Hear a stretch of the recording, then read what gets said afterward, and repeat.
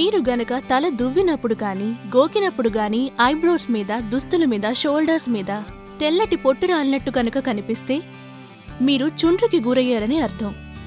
దీనివల్ల ఒక్కోసారి తల మీద గెడ్డలు కూడా రావచ్చు. డాండ్రఫ్ వల్ల తలని గోకడం వల్ల మాడు మీద చర్మం ఎర్రగా మారిపోతుంది. అసలు డాండ్రఫ్ ఎందుకొస్తుంది? ఒత్తిడి వల్ల, కొన్ని షాంపూస్ వల్ల, వాతావరణ మార్పుల వల్ల, ఇంకా అలసట వల్ల. ఇవన్నీ చుండ్రు రావడానికి కారణాలు. తల వెంట్రుకలకి మీరు ఆర్టిఫిషియల్ ప్రోడక్ట్స్ ఉపయోగించడం వల్ల కూడా చుండ్రు వచ్చే అవకాశం ఉంది. చుండ్రుకి మరికొన్ని కారణాలు సరైన ఆహారం తీసుకోకపోవడం, మలబద్ధకం, అనారోగ్యం, ఇన్ఫెక్షన్స్ ద్వారా నీరసించిపోవడం వల్ల.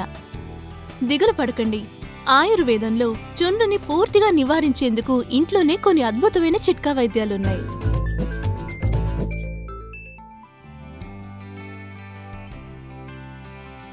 ముందుగా ఒక ఫ్రైయింగ్ ప్యాన్లో 4 స్పూన్ల కొబ్బరి నూనె పోయాలి. నూనె కాగేటప్పుడు ఒక కర్పూరాన్ని వేయాలి.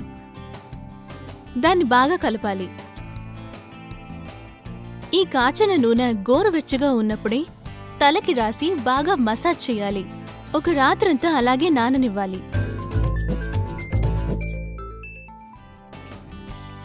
2 స్పూన్ల ఫెనుగ్రీక్ సీడ్స్ ని తీసుకోవాలి, అంటే మెంతులన్నమాట.